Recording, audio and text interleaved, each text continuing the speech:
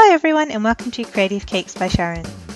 Today I have all of these kids' toys laying around my house, and believe it or not, one of them is going to be the inspiration for this actual Nerf gun cake, which I'm going to show you how to create today. So now before I can start, I need to choose which one of these Nerf guns I'm going to use. As you can see, there are quite a few different colours and designs. I have some small ones, a few medium ones, a large one, as well as this enormous mega one. So I think I'll choose one in the middle and go for this one, which has a little bit of everything in it. So now we can get started. So here I have my cake, which has been baked and cooled, and I've just chosen a cake tin size to suit the Nerf gun that I've chosen, and I'm going to cut it into 3 layers to start off with.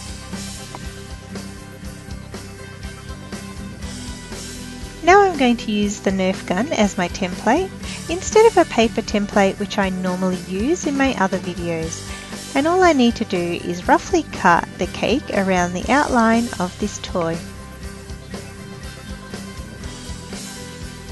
I'm not going to discard any of the scraps right at this point because, as you'll see, I'm going to use the extra cake to increase the height of my cake, as well as add in a section that juts out of the top of the cake for the bullet cartridge.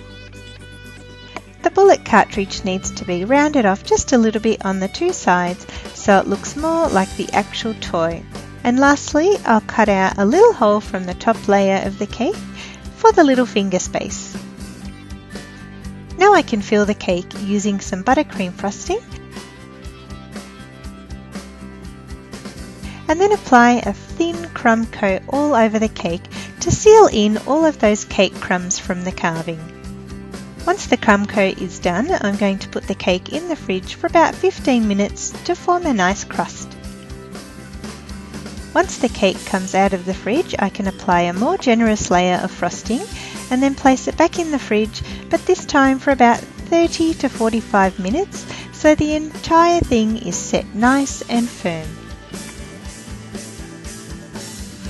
Once again, the cake is out of the fridge and I need to smooth out the buttercream by placing a sheet of paper towel over the cake and rubbing it with my hands. This gives a nice smooth finish very quickly and very easily. It's almost time to start covering the cake, but before I do, I need to lightly brush the cake over with some simple syrup. So now everything is ready, and I've rolled out some blue fondant large enough to cover the entire cake, and once I lay it gently over the top of the cake, I need to work on smoothing out the fondant and trimming off the excess.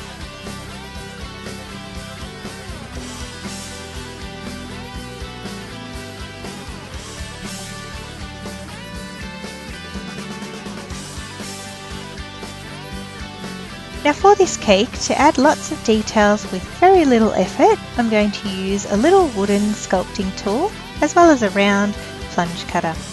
Alternatively, if you don't have one of these, you can use the back end of a paintbrush and press into the fondant some line marking details.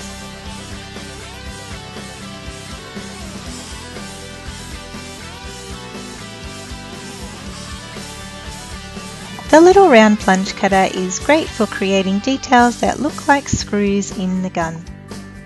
Using some grey fondant, I'm going to add some details around the Nerf gun.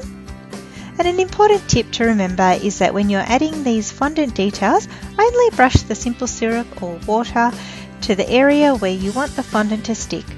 That way you can easily position the fondant and cut away any excess without making a sticky mess on the fondant underneath that you want to keep clean. So as I go along, I'll add some black fondant for the handle, and I'm going to use a balling tool to press the fondant into the trigger cavity very gently. To make the impressions for the hand grip, I'm simply going to rub my fingers into the fondant in the exact same grip pattern as if I was really going to hold it.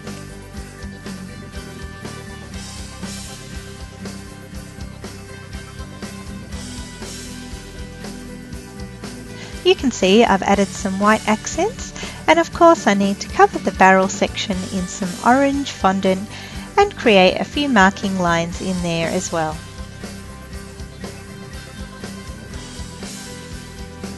Remember also that a plastic toy is made of two halves, so there's a join that runs in the centre, so don't forget to add that in as well. The more details you add to this cake, the better it's going to look. So I've cut out some circles which I'm using for the spot where the darts come flying out of the gun, as well as a little bit of accents to the top of the cake.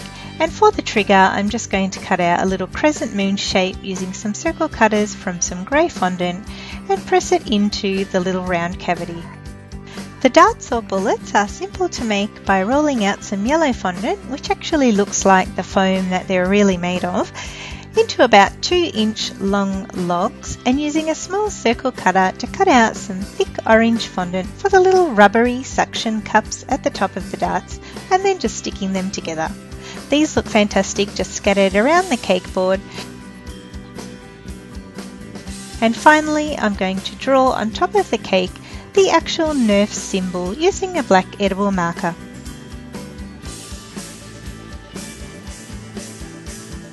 Now you can keep this cake as it is, or you can take it to the next level and make it look like it is real plastic by steaming it with a small handheld steamer. You can see how dramatically it changes the appearance in an instant.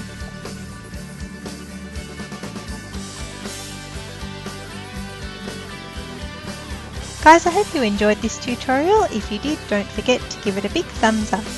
It's a super easy and fun cake. I'm sure if this was made for any little boy out there who plays with these Nerf toys, he'd be over the moon with it. The beauty about this cake is that you can make it in any colour or design that you choose to match any Nerf gun toy you might already have lying around at home. If you haven't already subbed to my channel, please go ahead and click on the subscribe button, and don't forget to also check out some of my other videos which you can see on screen now as well. If you do go ahead and make your own Nerf gun cake, I'd love to know about it, so leave me a comment below or connect with me on Facebook, Pinterest, Instagram or Twitter. I love seeing what you guys come up with, so don't forget to submit your photos.